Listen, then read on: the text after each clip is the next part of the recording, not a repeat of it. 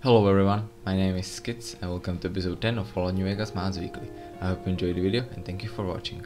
First mod we'll be taking a look at is called Trip to the Bank by Bladezen.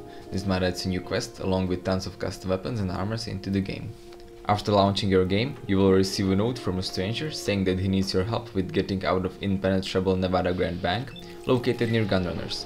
Quest will lead you through whole bank, it is focused more on combat and there is not much of dialogue. Story of bank is mainly revealed with notes and terminals you'll find, so if you prefer blazing guns rather than talking your way out, you're gonna love it. Bank itself looks very good as well. Mod requires speedy resources and my author took advantage of that. Interiors of bank are something fresh you couldn't see in base game and I really like them. Quest is also very hard. New custom enemies will give you a hard time, so make sure you come prepared and take someone with you. Or you can hire Mr. Conley inside of bank, he'll be more than happy to help you. Now let's talk about custom weapons and armors. They can be found throughout the whole quest, mainly used by enemies. Most of them have custom mesh and if scope model, some also custom textures. Each one of them is also very unique, they look very good, and if each one of them was released as a standalone, they will still deserve an endorsement. Mod also contains few Easter eggs, main quest takes about an hour to complete, and additional half hour to fully explore the area. So overall, my author did a very good job. I especially like new weapons and armors, and I'm looking forward to part 2 of this amazing mod. Next up we have Novac Gun Runners Advanced by Lobo Solitario 12345.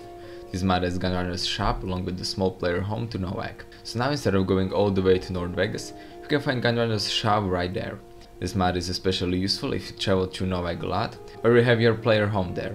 My author did not only slap Gunrunners shop to Novac, but he also added guards, docks and a named sentry bot to make it look more occupied and well protected, just like the original Gunrunners facility. Shop is centered around burned bus that now can be used as a player home with few containers and bed. Shop's location is also lore friendly. It seems logical that Gunrunners would set up a shop on trading route near front lines. Another great thing is that it also has custom Novac sign that distinguishes it from original shop. My only small problem was that it conflicts with Novac Reborn and there are somehow guards and 2 Vendetrons inside of boot. But other than that, this mod is a useful and lore-friendly expansion to Novac, and I definitely recommend it. Moving on, we have Gypsy Outfits New Vegas conversion by Azar and Yossarian. This mod has tons of new outfits into the game. Mod originates from Fallout 3, but the Yossarian decided to convert them to Fallout New Vegas with permission from original mod author.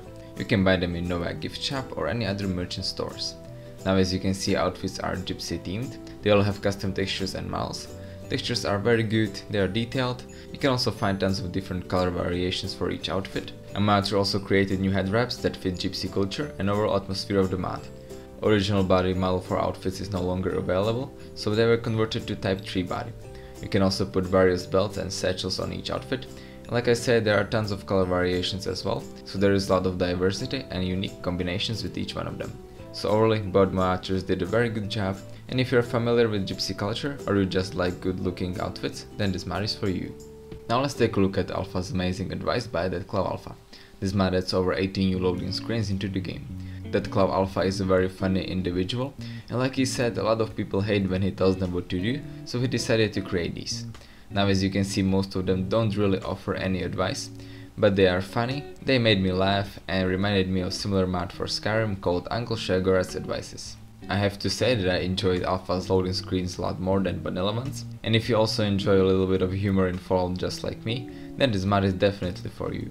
Moving on to the weapon mods, first one I have for you is called Wasteland Slug guns by Jiveo 123. This mod adds 8 new weapons into the game. You can find basic version of slug gun, along with list of locations for other variations, in Doug Mitchell's house in Good Springs.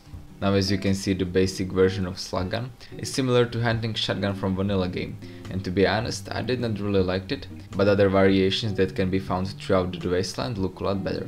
They all have custom textures and scope, textures are very detailed and high res, and the scope also has custom texture that is different on each one of variants, and it really makes them a lot more unique. All of them also have a saved off version that can be found at same location like the original guns. In combat they were also very effective, super mutants did not stand any chance, and they may be a little bit overpowered. But overall, my author did a very good job. I especially like combinations of custom scopes and textures, and I definitely recommend it.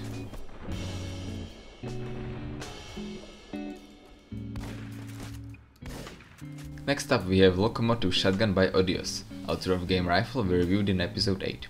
This mod adds a new weapon along with a small quest into the game. You can obtain schematics for Locomotive Shotgun by completing a small quest that can be started in Goodsprings and later craft weapon at any workbench.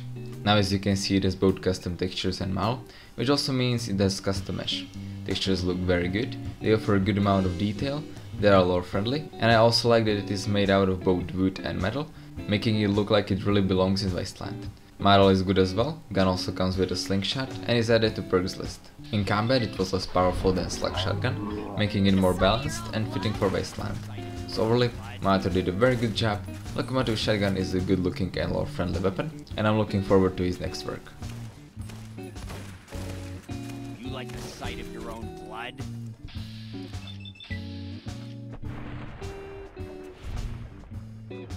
And the last mod we'll be taking a look at is called ScrapLock by Welovefallout. This mod adds a custom weapon along with new type of ammunition into the game. You can obtain them by crafting them at any workbench. As you can see, it is a no-scope weapon, meaning it was created in Blender by using other parts of various weapons from base game. For a no-scope model, I think that my author did a good job, and I like the fact that he also created his own custom ammunition for this special weapon. In combat, it works similar to Sharpest rifle we reviewed in episode 8. It only has one bullet in chamber.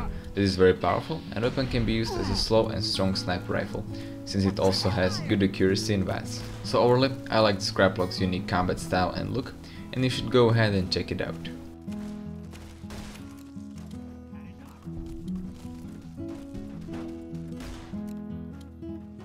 I also started my own Facebook page, so make sure to leave a like there. And I also want to apologize that this episode was very short, but there is a serious lack of mods on Nexus lately, and I'm thinking about turning this into once in 2 weeks show, so let me know what you think about that idea in comments. And I guess that's it for this week's episode of Fallout New Vegas Mods Weekly. Hope you enjoyed the video, leave a like if you did, tell me what you think about it in the comments, subscribe for more Fallout and Skyrim content, and I will see you next time.